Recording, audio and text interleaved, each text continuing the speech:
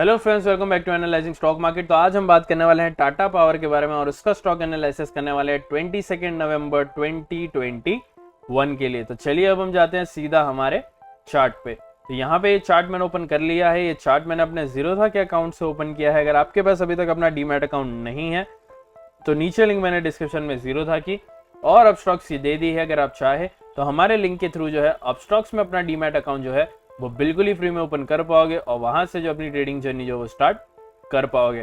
तो चलिए अब हम बात करते हैं सबसे पहले टाटा पावर में थर्सडे के दिन क्या हुआ।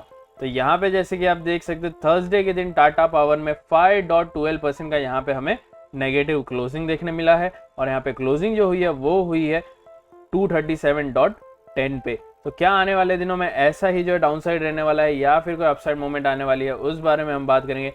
साथ ही साथ यहाँ पे जो है आपका मंडे के लिए क्या सपोर्ट जोन और रेजिस्टेंस जोन जो स्टॉक में बनता है जरूर जो उसको यहाँ पे मार्क करके बताएंगे और उसको किस तरह से जो है अपने ट्रेडिंग के टाइम पे यहाँ पे यूज करना जरूर आपको समझाएंगे। बाकी यहाँ पे थर्सडे के क्लोजिंग के बेसिस पे हम आपको कहेंगे कि आने वाले दिनों में स्टॉक में हमें क्या देखने भी मिल सकता है। तो चलिए अब जाते हैं सीधा हमारे वनडे के चार्ट पे।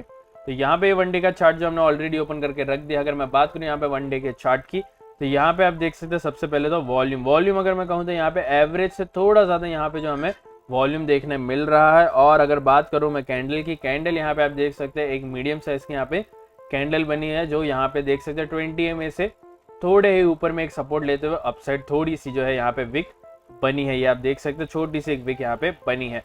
बात करें अगर हम RSI की, RSI यहाँ पे 59 के आसपास जो आ चुका है, मतलब यहाँ पे जो है फिलहाल करंटली जो है RSI मैं कहूँगा एक तरह से न्यूट्रल चल रहा है। याद रखिए, इसलिए मैं हमेशा कहता हूँ चाहे RSI हो या फिर कोई और इंडिकेटर, हम जो है इंडिकेटर्स पे पूरा भरोसा नहीं कर सकते हैं। यहाँ पे बहुत सारे फैक्टर्स होते हैं जो किसी भी स्टॉक को जो मूवमेंट देते हैं हमें उससे जो है जरूर कंसिडर करना चाहिए जब भी हम किसी भी स्टॉक में ट्रेड करें तब। बाकी यहाँ पे बात रही मेरे ओपिनियन की इस स्टॉक में आने वाले दिनों के लिए, आने वाले दिनों में फिलहाल करंटली ये स्टॉक जो अभी भी यहाँ पे पॉजिटिव चलने वाला है और भी यहाँ पे जो आपको अपसाइड मोमेंट आ सकती है। अगर यहाँ पे आपको एंट्री लेनी है तो 229 का एक अच्छा यहाँ पे जो है मौका है, वहाँ पे आप जो है एंट्री ले सकते हैं।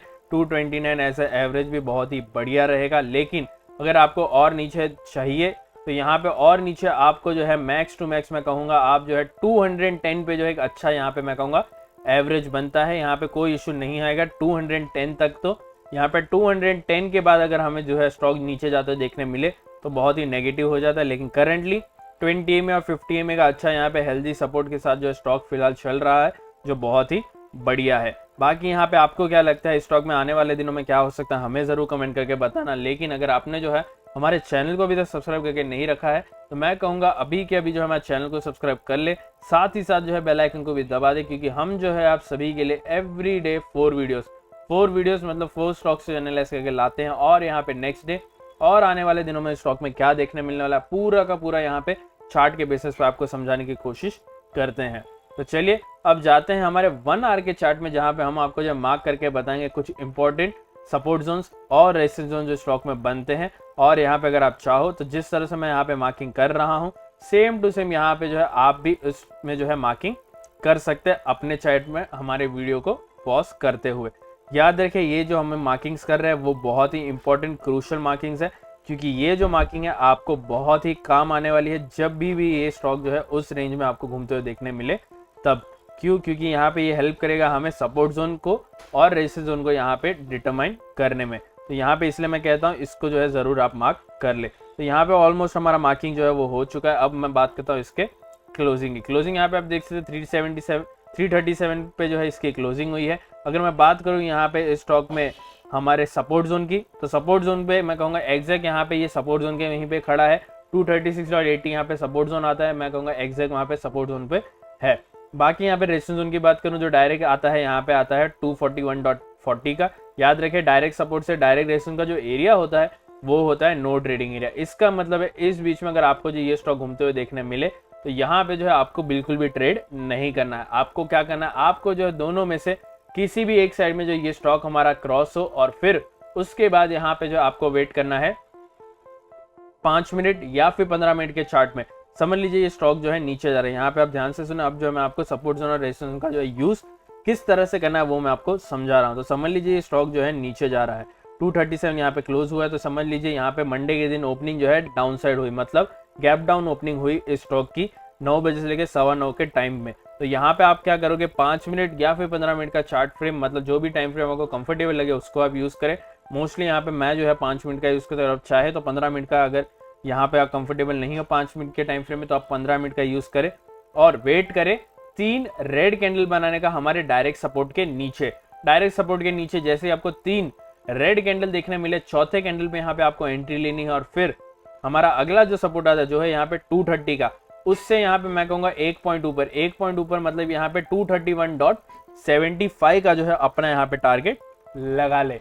अब बात रही यहाँ पे अपसाइड की। यहाँ पे डिफरेंस ये मैं आपको क्यों कह रहा हूँ वो मैं आपको थोड़ी टाइम में बता देता हूँ, लेकिन बात रही यहाँ पे अपसाइड की। अपसाइड यहाँ पे आप देख सकते हैं 241.40 का हमारा डायरेक्ट रेजिस्टेंस जोन आता है। तो समझ लीजिए ये स्टॉक जो है अभी आपको मंडे के दिन ऊपर जाते हुए देखने मिले।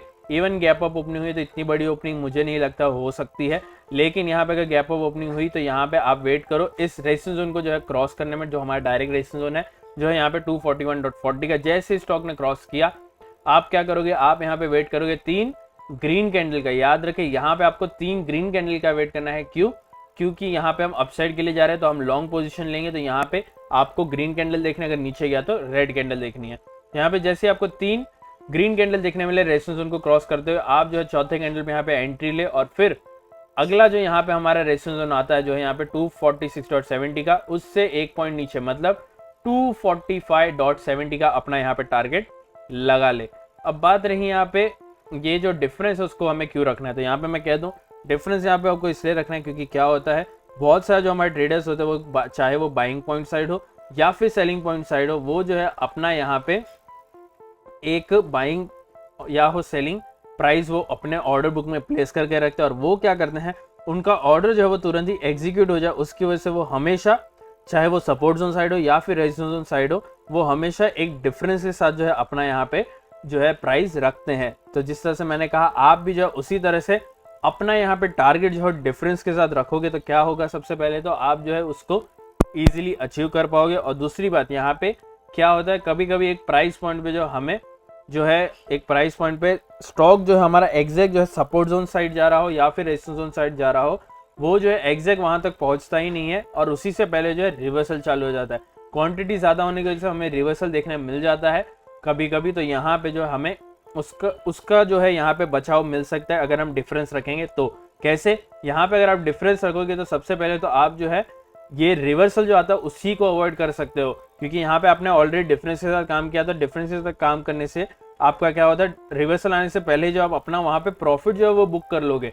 वहाँ पे आपका प्रॉफिट जो है डिफरेंस रखोगे तो प्रॉफिट ऑलरेडी बुक हो चुका होता है, तो यहाँ पे आप जो है जो रिवर्सल जो आता है उसका जो है आप वहाँ पे जो लॉस होता है उससे आप बच पाओगे। उसकी वजह से यहाँ पे मैं कहता हूँ हमेशा जो डिफरेंस के साथ काम करें।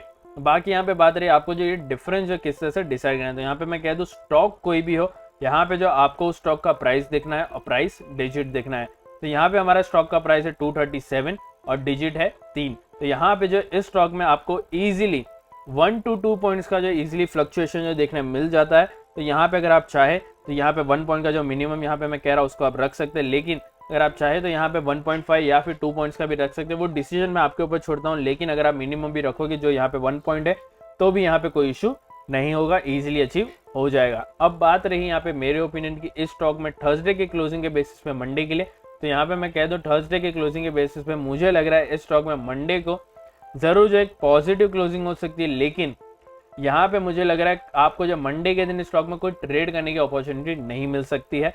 मतलब 237 से लेकर 241 के बीच में आपको स्टॉक जो घूमते हुए देखने मिल सकता है मंडे के दिन, मतलब नो ट्रेडिंग एरिया के बीच में जो आपको स्टॉक घूमते हुए देखने मिल सकता है। तो आपको क्या लगता है स्टॉक में क्या हो सकता है मंडे के दिन, मुझे जरूर कमेंट करके बताना। और अगर आपको हमारा एनालिसिस पसंद आया है तो कृपया हमारे इस वीडियो को लाइक करें, शेयर करें और हमारे चैनल को सब्सक्राइब करना ना भूलें। Thank you.